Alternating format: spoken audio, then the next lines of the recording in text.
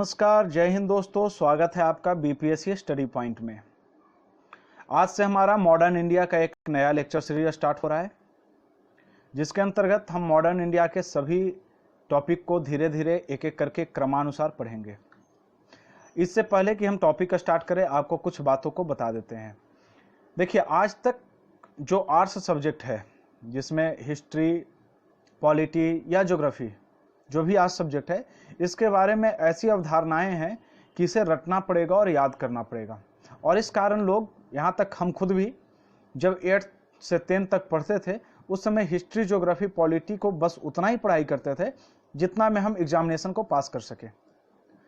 लेकिन जब आज हम पढ़ने लगे इसे, जब इसे हम पढ़ाई करते हैं और इसे समझते हैं, तो पता चलता है कि अगर मॉडर्न इंडिया को या हिस्ट्री के किसी भी पहलू को या पॉलिटी को या हम ज्योग्राफी को, किसी को अगर अच्छे तरीके से समझ करके उसे अच्छे तरीके से पढ़ाई करें एक अंडरस्टैंडिंग के साथ, तो वो टफ नहीं, रटने वाला सब्जेक्ट नहीं, बल्कि एक साइंस जैसा ही, मैथ जैसा ही बेहद कंसेप्चुअल और बहुत ही बेहतरीन एक सब्जेक्ट है, जिसे आप बहुत आसानी से समझ सकते हैं और सारे टॉपिक को आप बहुत आसानी से कवर कर सकते हैं।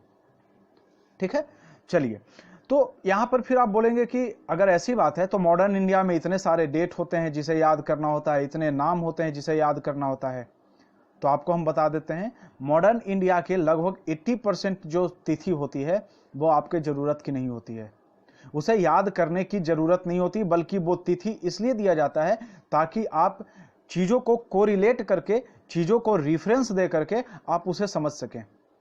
और आप उस रेफरेंस से अगर आप पढ़ेंगे तो चीजों को याद करना और चीजों को समझना, उसे क्रम के हिसाब से ध्यान देना, क्रमवार तरीके से उसे समझ में रखना और याद रखना, ये बहुत ही आसान हो जाएगा। तो हिस्ट्री में कभी भी याद करने की कोशिश ज्यादा नहीं करनी चाहिए, हमें तथ्यों को समझना चाहिए। और सबसे बड़ी चीज है कि क्रमानुसार हमें तथ्यों को समझना चाहिए। अगर हम क्रम से चीजों को क्रम ध्यान में रखने में सक्षम हो गए तो हम कोई भी पीसीएस एग्जाम बहुत आसानी से निकाल सकते हैं। यहां तक कि वनडे एग्जामिनेशन, एसएससी या रेलवे, कुछ भी बहुत आसानी से निकाल सकते हैं। तो आइए, हमारी कोशिश यही है कि मॉडर्न इंडिया, अगर आप मेरे वीडियो के साथ मॉडर्न इंडिया का, वो कहते हैं ना, आई लाइक यू वाली कहानी नहीं, बल्कि आई लव यू वाली कहानी हो जाएगी। आप मॉडर्न हिस्ट्री से प्यार करने लगेंगे, क्योंकि ये वो हिस्ट्री है ना। देखिए, हिस्ट्री वो चीज है जो आपको बताता है कि आप पास्ट में क्या थे और धीरे धीरे आप अपने आप को चेंज करके मॉडर्न एज में कैसे ले आए। पहले आप ऐसे थे कि कहीं अगर एक शहर से दूसरे शहर जाना होता था तो 10 दिन लगता था। आज ही मैं इब्न बतूता के बारे में पढ़ रहा था, उन्होंने बताया कि ग्वालियर से दिल्ली जाने में 10 दिन लगते थे, साउथ दौलताबाद से दिल्ली आने में 40 दिन लगता था। अब बताइए, जब इब्न बतूता आया 14वीं शताब्दी में, उस समय उसको 10 दिन, 40 दिन, 50 दिन लगते थे आने और जाने में। और आज हमारी क्या है, 10 मिनट, आधे घंटा में फ्लाइट लेते हैं और निकल लेते हैं, उड़ के पहुंच जाते हैं। तो ये जो क्रमिक विकास हुआ हमारी उस स्थिति में जब हम चलना भी नहीं सीखते थे, और वहां से लेकर के आज जब हम उड़ना सीख गए, यही तो क्रमिक विकास ही तो हिस्ट्री है।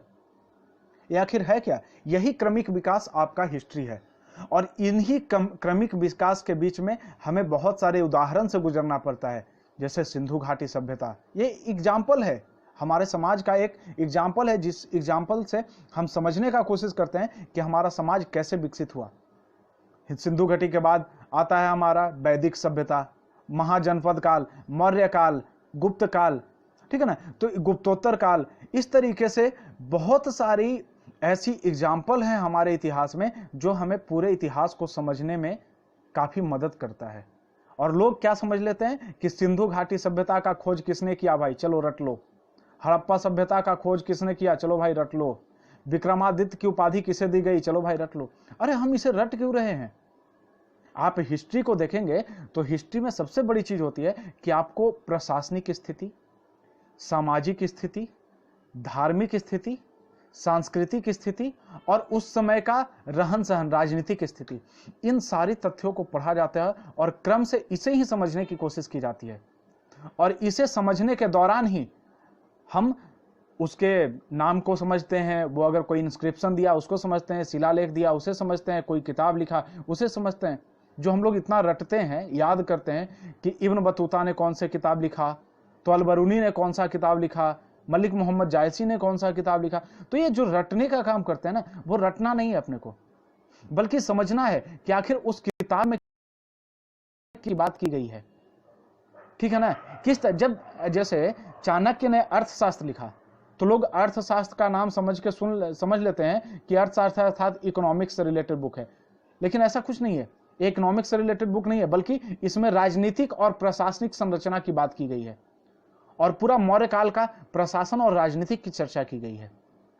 तो जब हम किसी भी तथ्यों को उसे तथ्यवार समझने का कोशिश करते हैं और क्रोनोलॉजी से, क्रमानुसार उसे अच्छे से समझने का कोशिश करते हैं, तो वो आसान हो जाता है हमारे लिए। तो हमारी कोशिश आपके लिए यही है। हम मॉडर्न इंडिया से स्टार्ट कर रहे हैं।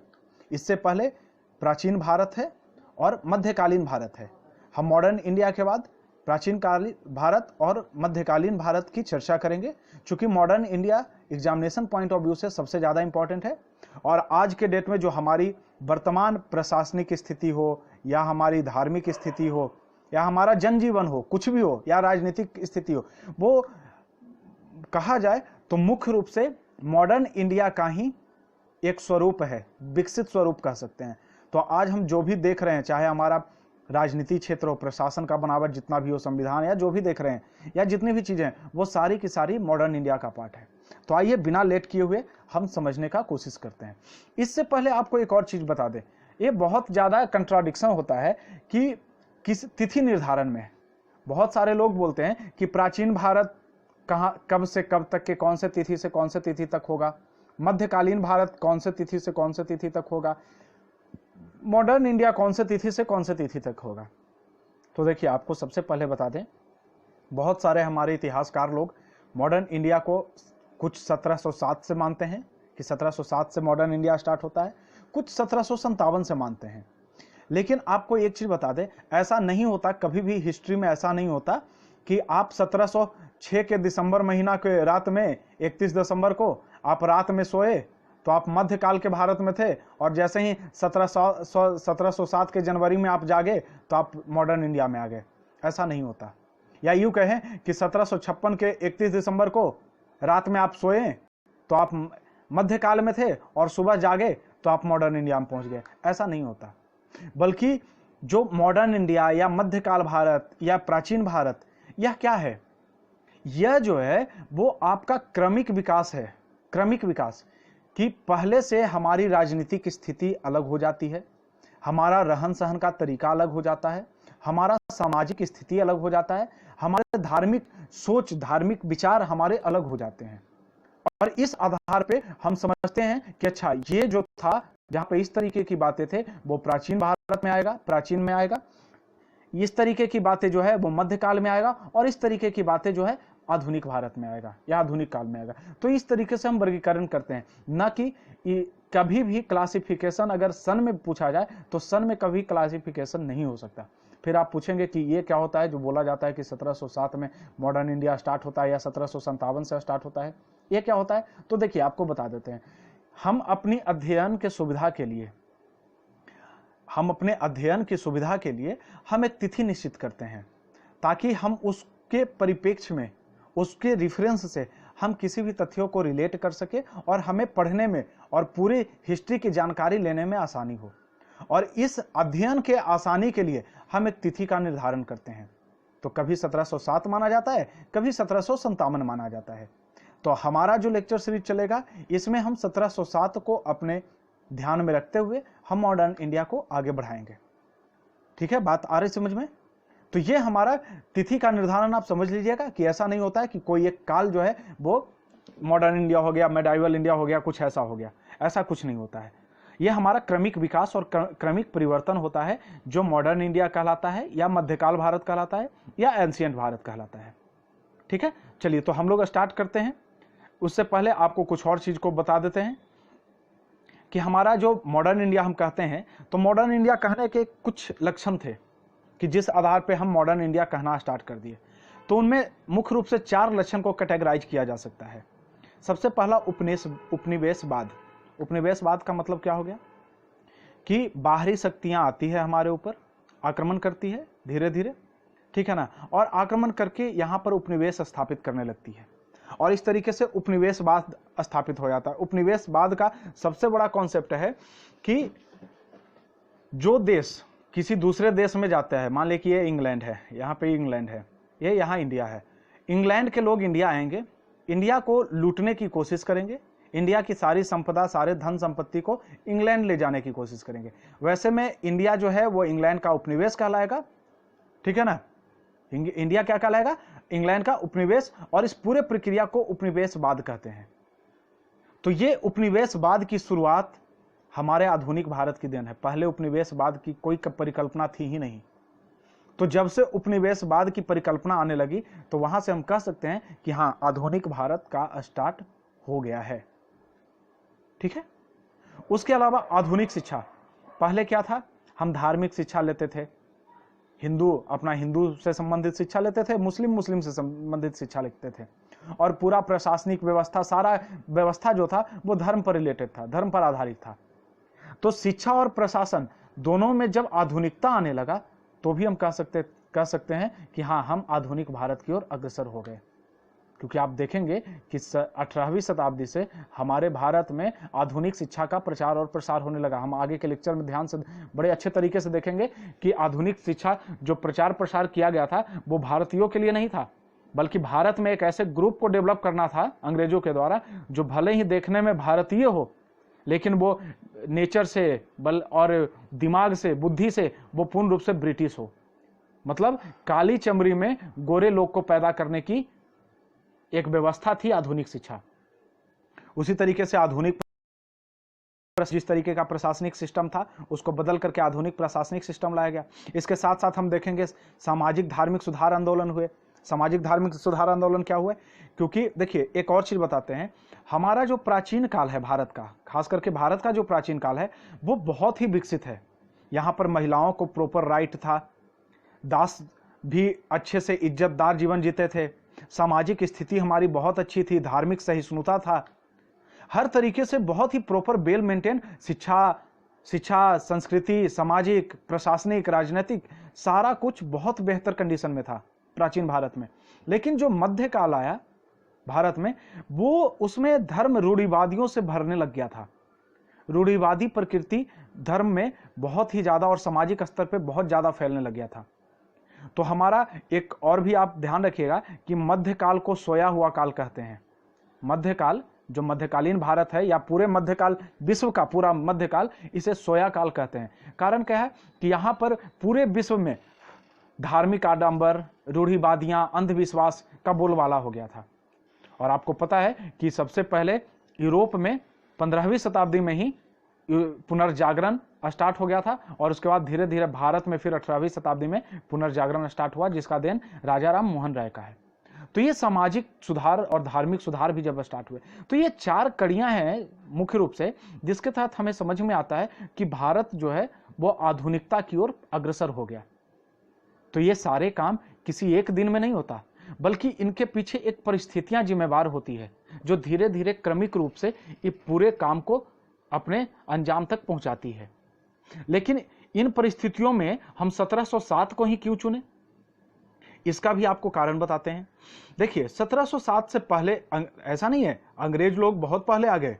1608 ईस्वी में ही हॉकिंस आ गया था और एक अस्थायी फैक्ट्री सूरत में भी लगा दिया था। पहली अस्थायी फैक्ट्री तो मसूलीपट्टनम में थी, लेकिन 1608 में अस्थायी फैक्ट्री सूरत में भी लगा लिया था।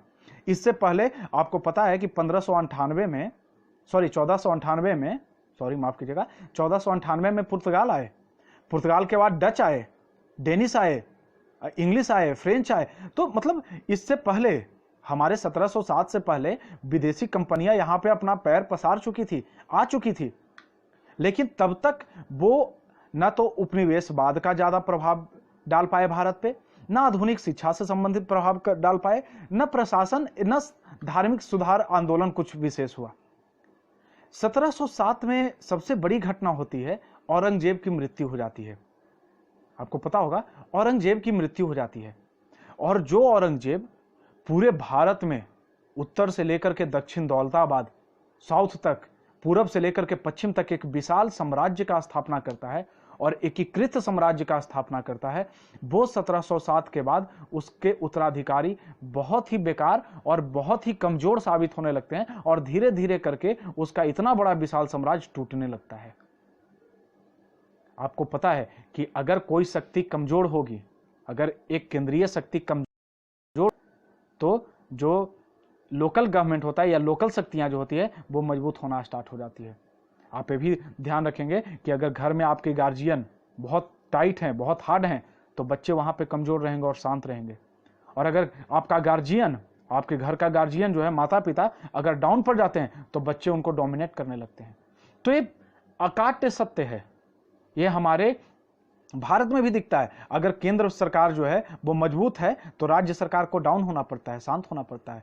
अगर न्यायपालिका मजबूत है तो कार्यपालिका को डाउन होना पड़ता है, विधायिका को डाउन होना पड़ता है, विधायिका मजबूत है तो न्यायपालिका को डाउन होना पड़ता है। तो यह एक अकाट्य सत्य है। उसी तरीके से यही घटना हुई 1707 में। औरंगजेब के मरने के बाद धीरे धीरे जो इनके उत्तराधिकारी थे वो उतने इफिशियंट नहीं थे और धीरे धीरे करके आप देखेंगे कि 1717 के बाद, खास करके 1724 से जब हैदराबाद स्वतंत्र राज्य के रूप में स्थापित हुआ, उस समय से धीरे धीरे करके जो साम्राज्य था औरंगजेब द्वारा बनाया हुआ, उतना बड़ा साम्राज्य था, वो धीरे धीरे टूटने लगा।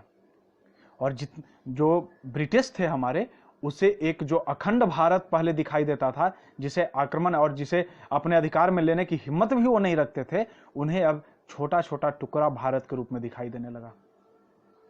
और वो इस पूरे टुकड़े पर एक एक करके एक दूसरे से लड़ा करके, क्योंकि ब्रिटिश के पास इतनी शक्ति नहीं थी। यूरोप एक छोटा सा देश है, इतना एक मुट्ठी भर का देश है, और वो पूरे भारत पर आकर के आक्रमण कर लेता है, और वो भी हजारों किलोमीटर दूर से। तो यहाँ कुछ सैनिक लेकर के आता है और यहीं के लोगों से यहीं के लोगों को पीटता है, यहीं के पैसा से यहीं व्यापार करता है, यहीं मुनाफा कमाता है और अपने पैसा यूरोप भेज देता है। आप समझ रहे हैं ये सारी परिस्थितियां कैसे हुई? तो हमारा मॉडर्न हिस्ट्री जो है वो कुछ नहीं है, सिर्फ मॉडर्न हिस्ट्री हमारा ये कहता है कि हम गुलाम कैसे हुए, हमारे राजाओं की क्या कमियां थी, और फिर उन कमियों को हम समझते हुए आजाद कैसे हुए। ये पूरी कहानी ही मॉडर्न हिस्ट्री है। और अगर आप इस पूरे कहानी को समझने में सफल हो गए तो आप मॉडर्न हिस्ट्री के मास्टर हो गए। आपको कुछ भी रटने की जरूरत नहीं है। मैं आपको प्रॉमिस करता हूं कि आप अगर सही से मेरे लेक्चर सीरीज को फॉलो करेंगे तो, और आप कॉन्सेप्ट को देखेंगे, तो आपको कुछ रटने की जरूरत पड़ेगी ही नहीं, बल्कि 80% जो फैक्ट होते हैं वो यूजलेस होते हैं, आपके एग्जामिनेशन पॉइंट ऑफ व्यू से जरूरी होते ही नहीं है। तो देखिए, ये जो हमारा चरण है 4, इसमें 3 चरण जो है वो राष्ट्रवाद के उदय का कारण बनता है, और एक चरण जो है उपनिवेशवाद, ये यहां पर शासन करने का कारण बनता है। उपनिवेशवाद क्या होता है कि यूरोप चाहता है कि भारत हमारा उपनिवेश बन जाए, यहां से कच्चे माल लेकर के अपने देश ले जाए, वहां से पूरा उसको रिफाइन करके फैक्ट्री में नया माल तैयार करके भारत में बाजार में बेचें और भारत का पैसा लूट करके अपने घर में ले जाएं। ये होता है उपनिवेशवाद। यहां पर सामने आपको पूरा ज्यादा से ज्यादा लूटने की कोशिश की जाती है, जितना ज्यादा आप इसका शोषण कर सकते हैं, जितना ज्यादा आप लूट सकते हैं। यह हो गया उपनिवेशवाद। यहां लूटने का काम किया जाता है और अपने मदरलैंड को ज्यादा से ज्यादा संपन्न बनाने का काम किया जाता है। लेकिन आधुनिक शिक्षा, आधुनिक प्रशासन और सामाजिक सुधार, ये जो चीजें थी वो भारतीयों के अंदर राष्ट्रीयता का भाव जगाया। आगे हम लोग देखेंगे, बहुत डिटेल में देखेंगे, ये बस एक पृष्ठभूमि रख रहे हैं आपको मॉडर्न ईरा। ये राष्ट्रीयता का भाग, जब लोग आधुनिक शिक्षा से जुड़े, जब यूरोप के दार्शनिक और यूरोप के लेखकों का किताब वो पढ़ने लगे और यूरोपियन शिक्षा पद्धति को आप समझने लगे, तब उन्हें पता चला कि अरे नागरिकता नाम की कोई चीज होती है और हमारे साथ जो अंग्रेज कर रहे हैं वो सही नहीं है, बल्कि अंग्रेज हमारे साथ अन्याय कर रहे हैं। पहले तो हम लोग नियति मान बैठे थे कि अच्छा यही होता है शासन, इसी तरीके से चलता है अपना जिंदगी। हम नियति, बहुत सारे लोग नियति, गरीबी को, भूखमरी को, लाचारी को लोग नियति मानकर चल रहे थे अपने जीवन में। वही उदय होता है जो आधुनिक शिक्षा को प्राप्त करते हैं, और वही लोग धीरे धीरे समाज में सामाजिक और धार्मिक सुधार आंदोलन करते हैं, और जो आगे होकर के लोगों में राष्ट्रीयता की भावना जगाती है, आपस में एकता की भावना को जगाता है और वो राष्ट्रवाद को धीरे धीरे प्रोत्साहित करते हैं और फाइनली हम देखते हैं कि 1947 में भारत आजाद हो जाता है। तो 1707 या यूं कहें कि 1757 जहां पर प्लासी का युद्ध हुआ और बंगाल पर पहली बार बंगाल को कूटनीतिक रूप से और राजनीतिक रूप से बंगाल पर कुछ अधिकार कर लिया गया, उस समय से लेकर के 1947 तक हम किस तरीके से गुलाम होते गए, हमारे राजाओं की क्या कमियां थी, क्यों नहीं हम लोग पहचान पाए। और जो राजा हैं, कुछ राजा पहचान, जैसे टीपू सुल्तान, लोग बहुत बुराई करते हैं धार्मिक कट्टरता के आधार पर आपको हम टीपू सुल्तान के बारे में बताएंगे तो आप आश्चर्य करेंगे कि ऐसा भी उस समय राजा था जो इतना दूरदर्शी सोच रखता था। बहुत इसके बारे में फैक्ट है और बहुत इंटरेस्ट आएगा आपको। मराठों की लड़ाई, ये सब बहुत सारी चीजें हैं, ठीक है। तो वो सारी चीजों को देखेंगे कि आखिर वो क्या क्या कमियां थी। तो हम पहले ही आपको बताए कि जब अंग्रेज यहां पर 1707 के पहले ही यहां देखते थे तो अखंड भारत उनको दिखता था। यहां तक कि 1686 में अंग्रेज हुगली को लूटने का भी कोशिश किया और हुगली को लूटा। और उस समय औरंगजेब अंग्रेजों को लात मार करके हुगली से बाहर किया। यह ताकत थी भारत की, ठीक है। अगर यहां पर धार्मिक कट्टरता को छोड़ दिया जाए और विदेशी और भारतीयता की बात किया जाए तो 1686 में अंग्रेज लोग हुगली में लूट किए। यह क्वेश्चन यूपीएससी में पूछा गया भी है, ठीक है। लूटे और उसको भगाया लात मार करके औरंगजेब। आप समझिए वो ताकत थी औरंगजेब की। उस समय अंग्रेज समझ गए कि जब तक औरंगजेब है और जब तक अखंडता भारत में है तब तक हम कुछ नहीं कर सकते। और बाद में उनकी सबसे बड़ी कोशिश थी फूट डालो और राज करो, फूट डालो और राज करो। और इस पर वो पूर्ण रूप से सफल हो गए।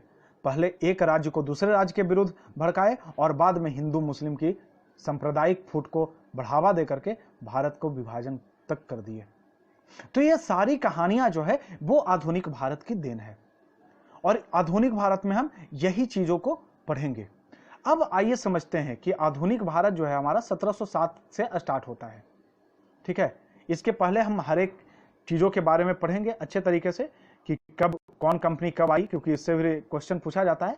उससे पहले कुछ आपको तथ्य और बता दें।